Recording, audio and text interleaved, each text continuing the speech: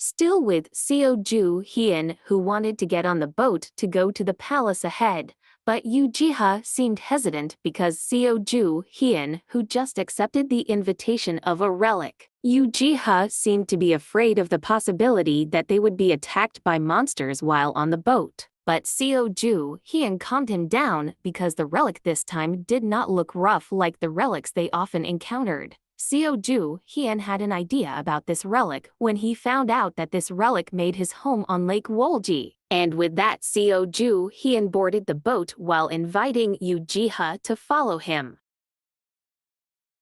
Seeing the boat traveling powered by the power of the relic, who sounded happy to get his guests, the relic told Seo Joo-Heon to go up to the pavilion he had prepared beforehand after arriving later. After a while driving on the water now, Seo Joo-Heon has arrived at a magnificent building there. Slowly, Seo Joo-Heon climbed the stairs step by step. Their destination was inside the building, which began to see a light inside. When they arrived in front of the building, they were both surprised to see what was in front of them.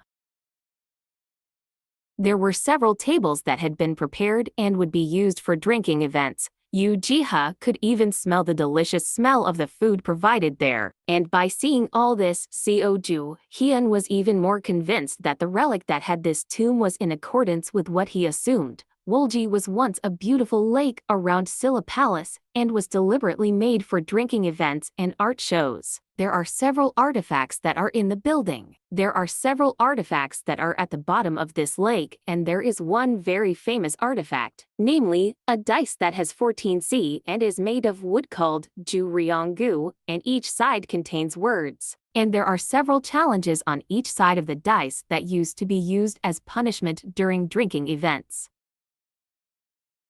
And because the story was so famous that this relic was born, by seeing several tables used for drinking, Seo Joo-Heon was a little convinced that this time the relic was Ju-Ryong-gu. Seo Joo-Heon obeyed the relic's words to sit down when ordered. After Seo Joo-Heon sat down at one of the tables there, the relic Ju-Ryong-gu appeared in front of them and welcomed them. The relic invited them to sit there, but he had a condition for that, where they could only enjoy the banquet in front of them while they played with him.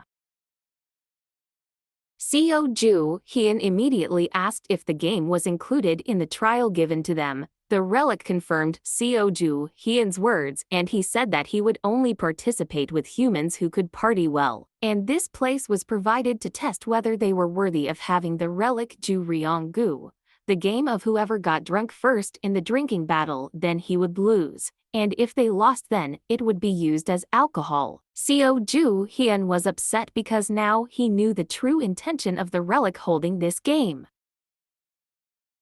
Yoo Ji-ha seemed hesitant to accept the offer and whispered to Seo Joo-Heon. But Seo Joo-Heon did not want to worry too much about this because as long as he could change the rules a little it would be fair to him. Seo Joo-Heon accepted the offer from the relic, but he had other conditions. Seo Joo-Heon said that his side would be the one to decide what games he would do during the drinking event. The relic did not seem to mind the conditions put forward by Seo Joo-Heon, and with that, the relic started his match by bringing up some ghosts on the other side of the table. And after the ghosts appeared to fill the vacant seats, the game began.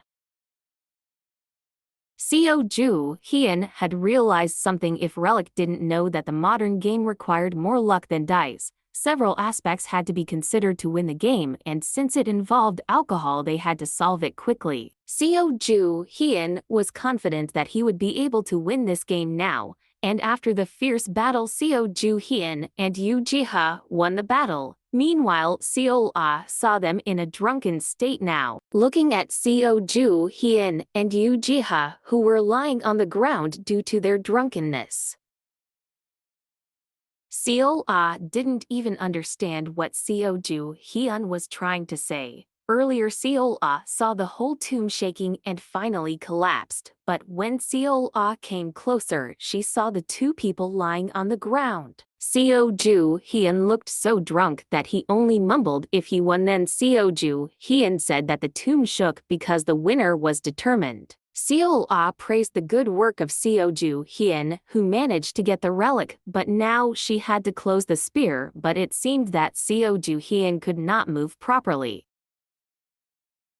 Seo tried to contain her annoyance when suddenly Seo Joo-Heon spoke at length and said that she asked for a medicine that could reduce the effects of her hangover. But when Seo asked where Seo Joo-Heon kept it, Seo Joo-Heon looked sluggish and answered incoherently, making Seo annoyed.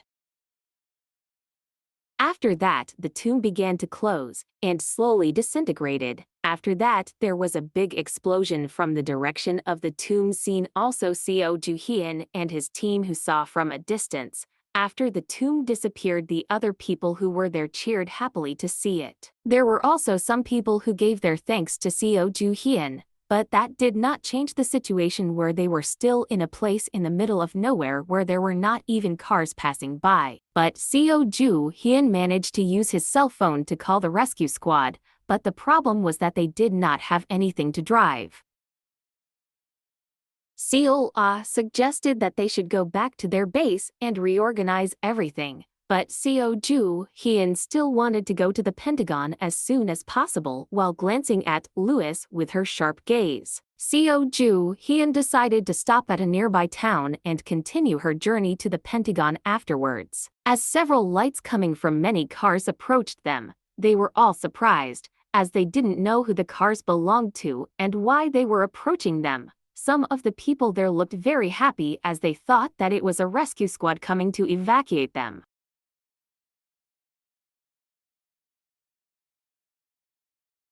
But Seo Joo-Heon was sure that it wasn't the rescue squad because he hadn't even called them. The front car stopped and made the car behind it that followed also stopped, and suddenly there appeared a lot of heavily armed soldiers getting out of the car. All of them surrounded the people who were there. A notification window appeared and said that the area had been protected by a barricade that made Seo Joo-Heon and his team unable to go anywhere.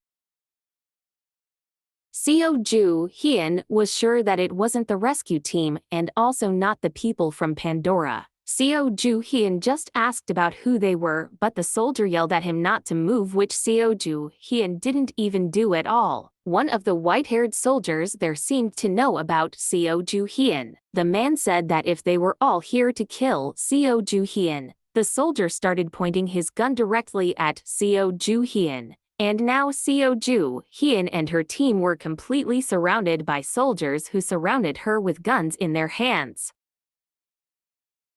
The white-haired man smiled and he said that he would target Seo Joo-Heon's weaknesses and kill him in the most horrible way, while Seo Joo-Heon looked surprised when the man mentioned about his weaknesses.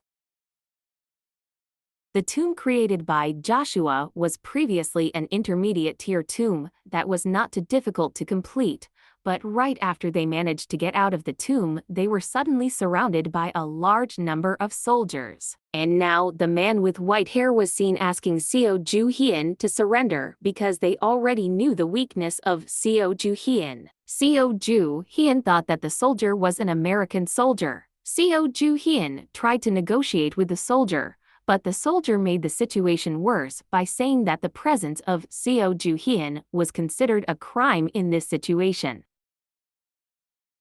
But the soldier would not attack the innocent citizens. Even the soldier was seen directing the citizens to secure themselves, and instead accused the people of being taken hostage by Seo Joo-Heon. Seo Joo-Heon did not accept because he was said to be a hostage when in fact he was the one who had saved the citizens, but the soldier did not believe him. Seo Joo-Heon looked angry now, and he was preparing to fight them all after the citizens were secured.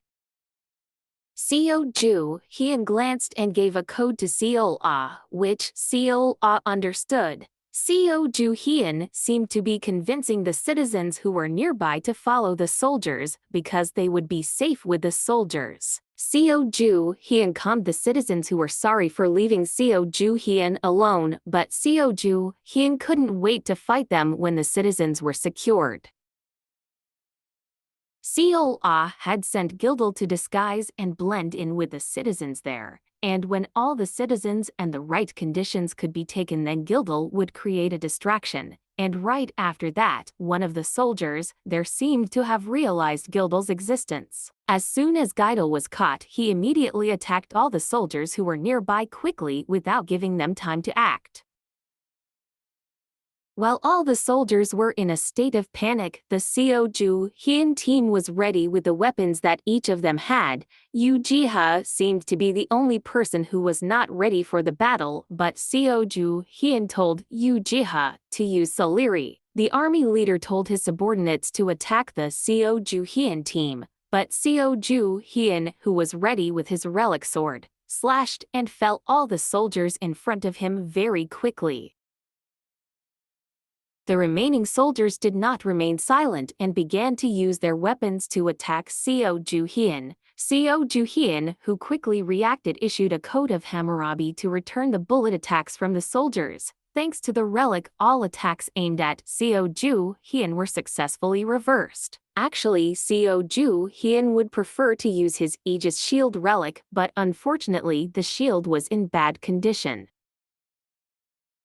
But Seo Joo-Heon still liked to use the relic code of Hammurabi because it was very useful against the soldiers who attacked in large numbers towards him. It was seen that the bullets fired by the army soldiers began to turn to attack the soldiers. Meanwhile, Seo Ah and Gildel also helped Seo Joo-Heon attack the soldiers. Yoo Ji-ha also did not want to be outdone. It was seen that he had used the relic, Saliri, but it seemed that Saliri seemed to refuse because he had to show his performance in a field like this. But Yoo Ji-ha managed to scold Saliri and said that he had to obey the orders of Yoo Ji-ha. Saliri seemed to want to issue another protest, but he held back and used his strength to help in the fight.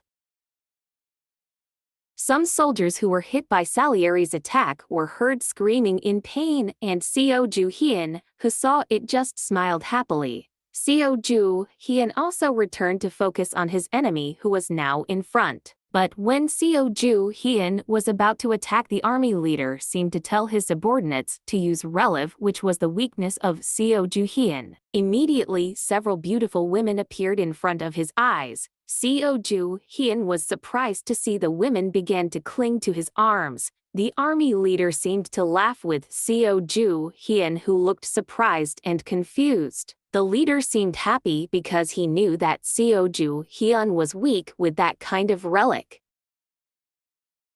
But the words of Seo Joo-Heon managed to make the leader silent because he was mistaken about the weakness of Seo Joo-Heon. And it didn't take long for Seo Joo-Heon to return to attack the army leader, who was repelled by using his protective relic. Seo Joo-Heon slowly approached the leader with intimidation clearly visible in every step. And after arriving right in front of the leader's face, Seo Joo-Heon asked where the leader heard about his weakness. There was a slightly calm situation in the area, but there seemed to be several soldiers being punished by Yoo Ji-ha, who was very happy to do so.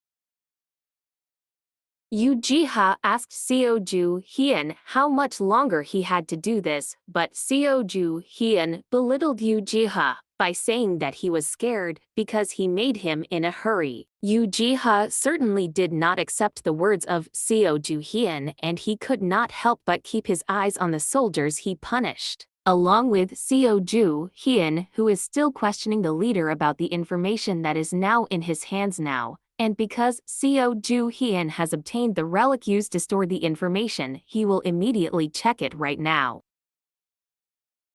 After activating the relic, there were several blue screens in front of his eyes, which contained him on a wanted paper. Seo Joo-Heon saw the wanted paper with his own eyes now. Seo Ah seemed unacceptable when Seo Joo-Heon was made a fugitive, but Seo Joo-Heon was also still looking into it. Seo Joo-Heon began to read about the name of the person who made the wanted paper, and he also saw his own relatively new photo. But other than that, all the information on the paper was a lie. But strangely, the information about Seo Joo-Heon's strength in fighting was well filled in.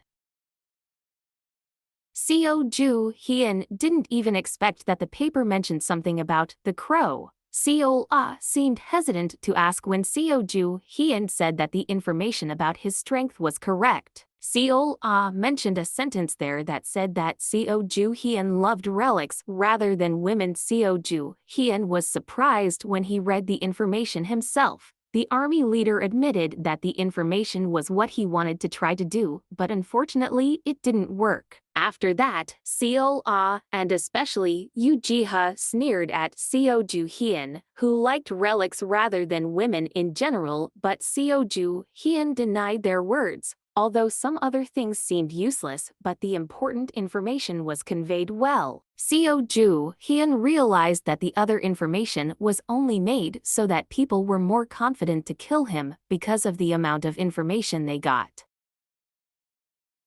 Seo Joo-Heon wasn't sure if Julian was the one behind the creation of this wanted paper, and he wasn't even sure if Pandora also did something like this because Joshua was defeated before. Yoo Ji-ha also noticed a signature made using a dog's paw. Seo Joo-Heon just realized that there was something he had missed on the paper, and with that evidence, Seo Joo-Heon managed to find out who actually made this fugitive paper. Seo Joo-Heon was sure that this was an act committed by the 3 Egyptian dog relics. Yoo Ji-ha didn't seem to understand why the 3 dogs were responsible for this, because Yoo Ji-ha thought the dogs would listen to Seo Joo-Heon, but Seo Joo-Heon rejected Yoo Ji-ha's words because the dogs even ran away when he fought with the relic commander. Seo Joo-Heon remembered something. Actually, everything would be clear when he called the dog to come here. And with that, Seo Joo-Heon began to use his power to call the Egyptian dog relic. But it seemed that the dogs had escaped to a place where they could not be called by Seo Joo-Heon. Seo Joo-Heon discussed this with Yoo Ji-ha and Seo if he could not call them.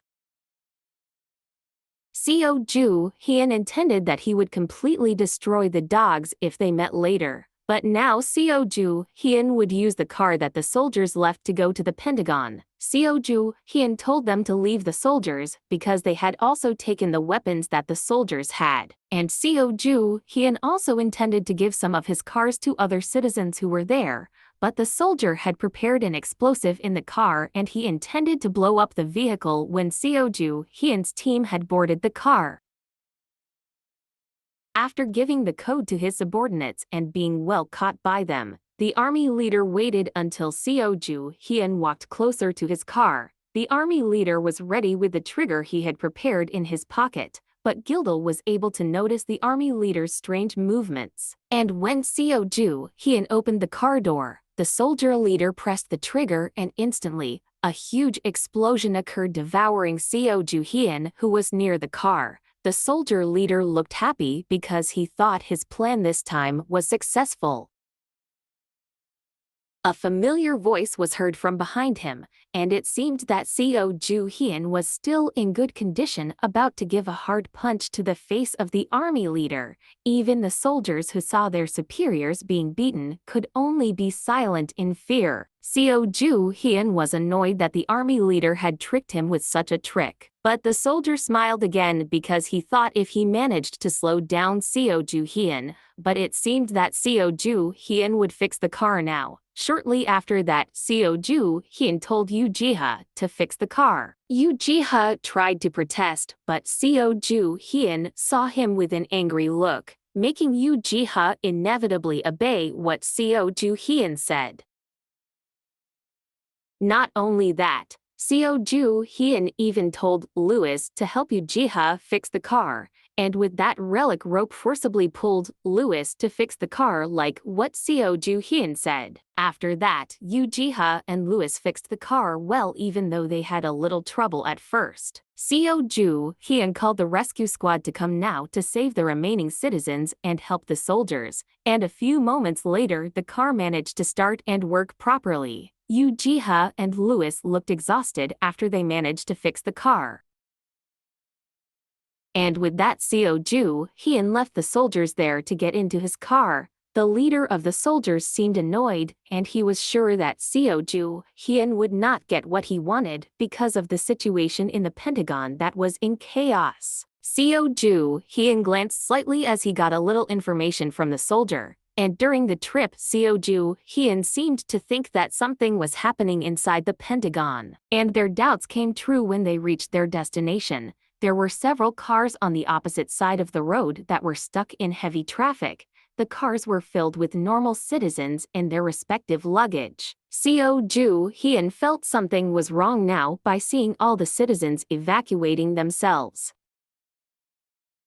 Seo was informed that there was a tomb created inside the Pentagon. Seo Joo-Heon was confused, and with that, Seo turned on a news channel that reported about a large tomb that swallowed almost the entire city of America. Even Pandora had classified this tomb with a disaster level because of the danger and magnitude of the tomb. Lewis seemed to wake up from his sleep, and he thought if they had arrived at their destination now, Lewis, who felt himself unbound, he wanted to do something. And when Lewis was just about to give a curse to Seo Joo-Heon, he was stopped by Yoo-Ji-ha, who was watching him now.